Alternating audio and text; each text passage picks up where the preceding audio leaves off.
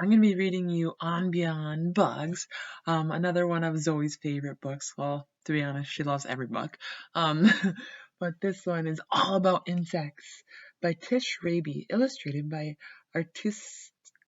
Artistides Rez. All right, while we're reading, I want you to think about if this story is fiction, where it's totally fake and made up, or if it's nonfiction and it's real information that they're telling us. All right, so keep that in your mind. I'm the cat in the hat, and I'm glad that I found you. Right now, if you look, you'll see insects all around you.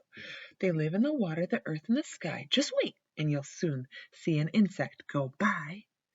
There are millions of them. I will show some to you. Your mother will not mind at all if I do. Most insects you'll meet have hard shells and lay eggs. They have wings and can fly, and they all have 6 legs. Spiders aren't insects. This news couldn't wait. Instead of 6 legs, every spider has 8. I didn't know that before I read this story. If you look at an insect up close, you will see that its body's in parts, and each insect has 3. First the head, then the thorax, and here at the end is the longest part, which is called the abdomen. You see the head, the thorax, and the abdomen. Insects cannot see all the things that surround them, so they each have 2 feelers to touch what's around them. An insect has feelers on top of its head. Some look a lot like a thin piece of thread, while others look much more like feathers instead. We wish we had feelers, but we don't have any. You also can call feelers by this name, antennae. That'd be pretty interesting if we all had antennas. Watch an insect and see all the things that it does. Some can swim, jump, or crawl. Others chirp, flash, or buzz. You see all the insects? Birds and frogs look for insects in order to eat them, so insects work hard to make sure they don't meet them. Some, like this wasp, have bright colors that say, "Don't come near me, I'll sting you, so just stay away." This moth's wings are colored to look like the tree it is resting upon so that no one can see. Do you see the moth? It's pretty camouflaged, isn't it? This spittlebug sits and he spits out a bubble, and it's wet and it's cool and it can save him from trouble. I wonder how bubbles can save him. Let's read on and find out. For when he's all covered in bubbly foam, if a hungry bird comes, it thinks nobody's home. You see what he does with all the bubbles? Covers himself up. I always joke that Emmy is a spittlebug because she's really little and she likes to blow a lot of bubbles right now. Here is a riddle I learned from my mother. How's a skunk and a ladybug like one another? What do you think? When danger is near, it is easy to tell. They suddenly give off a terrible smell. These busy insects are my friends, the ants. They like to eat seeds, other insects, and plants. Ants are so strong, they can lift things that weigh over 10 times their weight, and they do it all day. So if you were as strong as an ant, you would see you could lift up 10 cats in tall hats easily. Watch these honeybees, and I'm sure you'll agree that these bees are busy as busy can be. Worker bees collect food, and they keep the hive clean. They protect it from danger and wait on their queen. She must stay in one place. It is her job to lay dozens and dozens of eggs every day. Would you like to be the queen? I don't think I would be a very good queen because I don't like to stay in one place and do one thing all the time. When a bee has discovered where food can be found, she goes back to her friends and starts dancing around. First she wiggles, then she waggles. It circles and so all the other bees know which direction to go.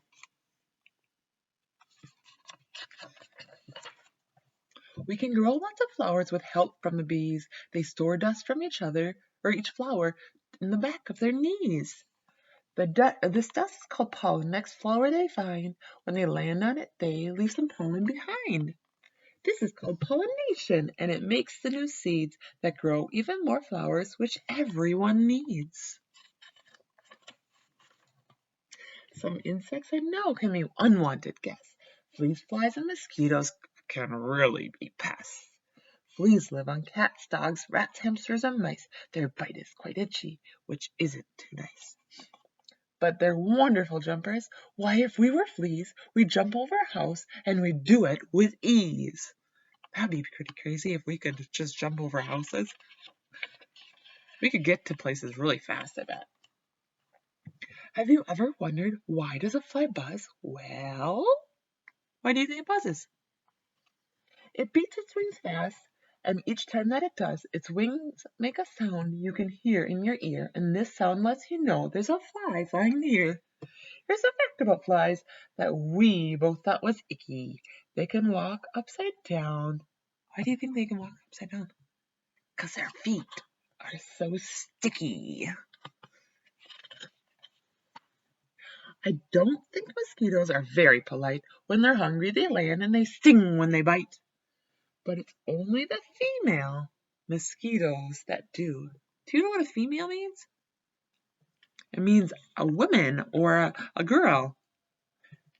Male mosquitoes, or men, will never come bothering you. Caterpillars do something you might think is strange. They start out as one thing and then one day they change. Some spin a small house on a branch just like this, and this home that they make is called a chrysalis. If you watch it, you'll see when a few weeks go by, it turns into a beautiful new butterfly. Here's a quick fact that we both thought was neat. Butterflies can taste food with their feet. That'd be pretty crazy. Zoe thinks it's funny when I ask her if she would want to taste food with her feet, and then she tries to put her feet on the table. On warm summer evenings, you may see the light of fireflies flashing off and on the night. They are like tiny flashlights that float in the sky, and if you want to catch them, it's all right to try. Use a jar with a lid, catch them glimmer and glow, then open the jar up and then let them go. I think fireflies are my favorite bug of all. They're pretty cool. Do you have a favorite? All day and all night, on the ground, in the air, insects are moving around everywhere. It's important for us to keep learning about them. The world that we know couldn't go on without them. The butterfly, ladybug, ant, and the bee make everything better for you and for me. The end. So I want you to think. Do you think that was real information, which makes the book nonfiction and a real book? Not a real book, but a real nonfiction story? Or do you think it's fiction and it's a fake story?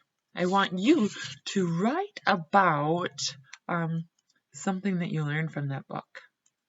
Something about a certain insect, or you can write about what your favorite insect is. I can't wait to see about it, or read about it and see it on Seesaw.